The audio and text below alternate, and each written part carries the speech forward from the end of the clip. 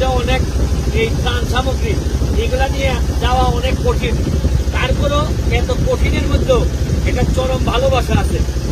এই যে বাইরের অবস্থাটা দেখেন, পানি নামবে কিভাবে, এইরকম মুষলধারে বৃষ্টি যদি হয়, বর্ষাকাল কিছু করার তো নাই। এই বৃষ্টিতে আমাদেরকে খবর করে ফেলতেছে। আপনি দেখেন আমরা কিভাবে আমরা সবাই বসে আছি, আপনি একটু খেয়াল করে দেখেন, এদিকে একটু দেখাও। এই যে বসে থাকাটা, এইভাবে জমন্ত হয়ে বসে আছি আমরা। আমার মানে ভালো লাগতেছে যে আমাদের ফুটবল একাডেমির ছেলেরা এরা বিভিন্ন ভাবে কষ্ট করে যাচ্ছে। আগামী 1 মাস হয়তো আমাদের আর কোনো খেলা থাকবে না, মানুষের কল্যাণে কাজ করতে চাই। এটা বুঝতে শিখেন, বাংলাদেশের জন্ম যেহেতু হয়েছে, এই দায়িত্বটুকু আমাদের নিতে হবে। এটা ছাড়া আমাদের সামনে আর কোনো পথ নাই।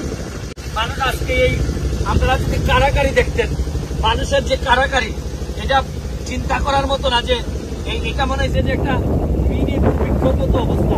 আপনি ঘরগুলো দেখেন, এই ঘরগুলো দেখলেই বুঝতে পারবেন যে আর বসবাসের কোনো অবস্থা কিন্তু এখানে নাই। এই জন্যই আমি বলি, যারা যে যেভাবে পারেন সহযোগিতার হাত প্রশস্ত করেন। যে জায়গায় আছেন নিজের গ্রামে, প্রবাসী যারা আছেন নিজের গ্রামে মানুষকে সহযোগিতা করেন। শুধু সরকারের উপর দায়িত্ব দিয়ে বসে থাকলে চলবে না, শুধু আর্মির উপর দায়িত্ব দিয়ে বসে থাকলে চলবে না।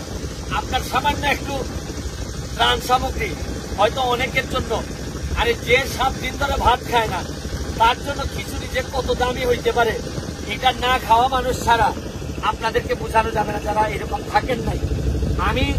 আমি আপনাদেরকে যারা আবারও প্রবাসীদেরকে যারা বা আমাকে যারা হেল্প করেছেন তাদেরকে ধন্যবাদ জানাই যে আপনাদের এই দানকৃত টাকা এটাই দিয়ে আমরা ত্রাণ সামগ্রী নিয়ে বিভিন্ন জায়গায় যাচ্ছি। আমার নাম ব্যারিস্টার সুমন।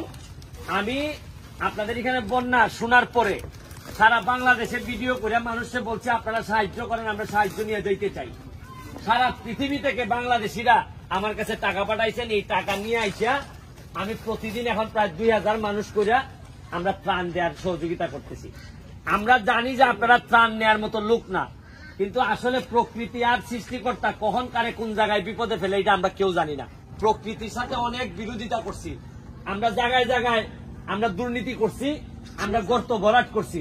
আমরা যে টাকা আসছিল সরকারের কাছ থেকে এই টাকা পয়সা কিছু মারছি, যার কারণে আজকে এই দুর্গতি আমাদের কপালে আইছে, একদিনে আসে নাই। যাই হোক, আপনারা এই দুর্গতির ফল ভোগ করতেছেন, অথচ যারা ভোগ করার কথা ছিল এরা আরামে আছে। এইটা কিছুটা দুঃখের বিষয়। আমি আপনাদের কাছ থেকে বিদায় নিচ্ছি। ভালো থাকুন, সুস্থ থাকুন।